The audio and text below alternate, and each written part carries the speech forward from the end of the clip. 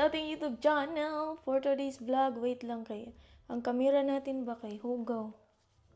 Another day, another vlog! Kakatapos ko lang maligo mga day. Kaya ang fresh ng atake natin for today kasi kakatapos lang natin maligo and mag-blower-blower. Ngayon ay puntahan natin ang aking Jusawa dito, nanonood ng TV. Kakatapos lang din ito magkuri-kuri sa kanyang computer doon sa second floor. Hello, my honey! Fresh! You're so fresh, my love! Ang aking bibi, oh, nagtapat talaga yung dalawa, oh. Ang aking mga mahal sa buhay. My loved ones. My loved ones! Are you okay? Ha? Okay. Fresh na fresh yan kasi bagong kakagising lang. Maggawa tayo ng aking coffee. Kasi hindi pa ako nakapag-coffee this morning. Si Batum ay umiinom na yan ng vegetable juice. Ayan, meron kami ditong vegetable juice. Wala na kami yogurt. Na talaga kami, mag-grocery na naman kasi yan, may lakad yan sila. Ay, may lakad. Magbakasyon yan sila ng kanyang friend every, di ba yung sinabi ko sa inyo before, every April, mga 3 days. And ako lang mag-isa dito sa bahay ngayong April 13. Hindi na ako sasama sa kanila. Last time ba sumama ako para makapag-give time to each other sila ba? Hindi na ako magsama-sama. Magawa tayo ng coffee. Hindi na ako sasama kasi para ma-enjoy nila ang kanilang oras sa isa't isa ba.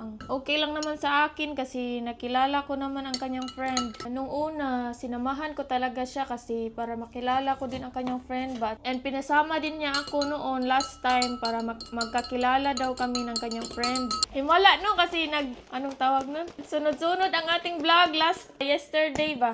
Last 2 days. Ay. Ito pala ang ginamit ko. Oh, hazelnut. Paborito ko na baya to. Natikman ko ito nung nag-travel kami last time. Na-addict na ako. Ang sarap niya mga day. Lactose-free, gluten-free. Ang sarap talaga ng hazelnut. Ay, malapit na baya itong maubos.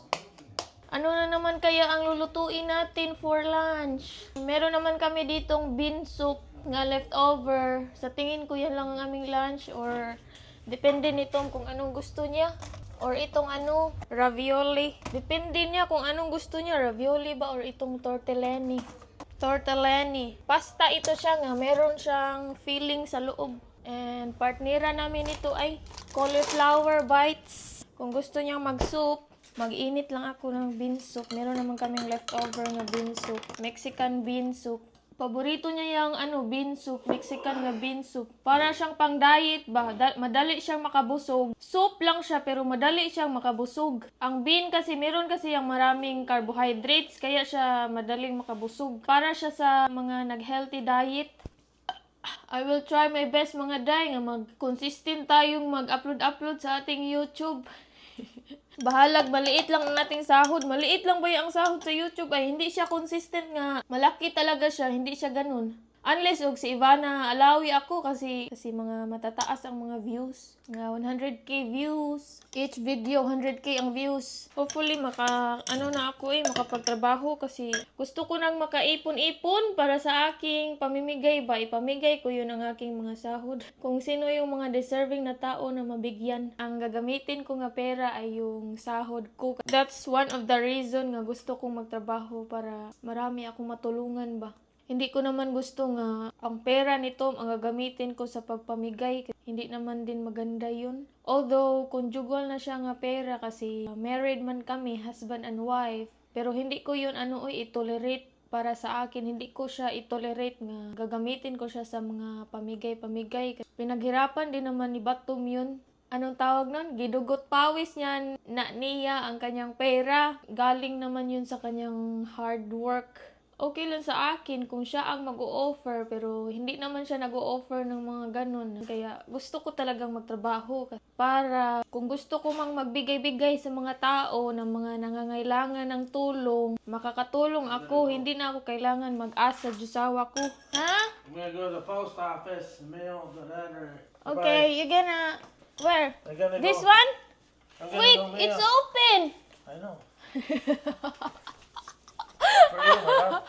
What are you doing? Bye-bye! You don't love me! Goodbye. Drive safely. Okay. You don't want me to go No, I'm just gonna go to the thing. quickly? Okay. Huh? Yeah. I'm gonna be right back.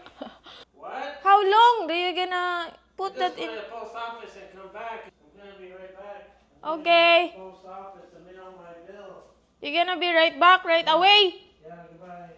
Bye. Love you. Pupunta daw siya sa post office kasi may kakailanganing ilagay. Basta, mayroon siyang papel na doon, ihulog sa kanyang. Hindi ko na sasabihin kung anong specific na gagawin niya doon. Relevant siya sa aming negosyo and investment.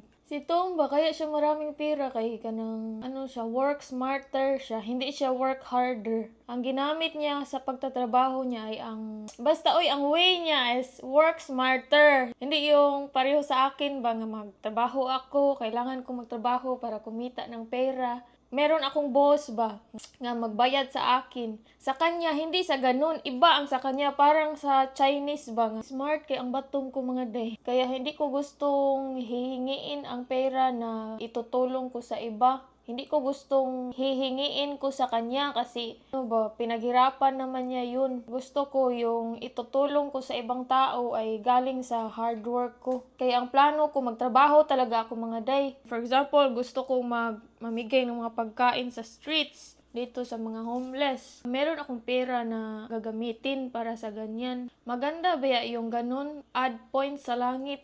Ang sarap talaga sa feeling na makakatulong ka sa ibang tao mga day. Lalong-lalo na kapag hindi ka hihingi ng kapalit. Yung galing talaga sa puso mo ba ang pagbigay. Dagdag points din yan sa ating Panginoon. Hindi man tayo forever na mabubuhay dito sa mundo. Papunta talaga tayo sa kamatayan. Kaya ang gagawin natin dito sa mundo, gagawa tayo ng mga kabutihan. Parang magpundo tayo ng ating mga kabutihang gawain, kabutihang ginagawa. Anong tawag doon?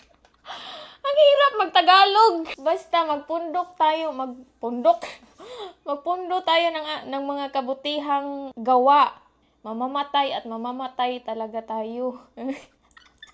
Charot! Tagalog! Doon tayo papunta lahat sa kamatayan. Ang misyon natin dito sa mundo, isasagad natin ang kabutihan. Gagawin natin ang lahat para makagawa tayo ng kabutihan sa ating kapwa. Hindi natin alam kung kailan ang last minute natin dito sa mundo. Hindi natin alam kung mabubuhay pa tayo bukas. Tapos hindi ka nakagawa ng mabuti. Wala kang nagawang maganda dito sa mundo. Paano na yun?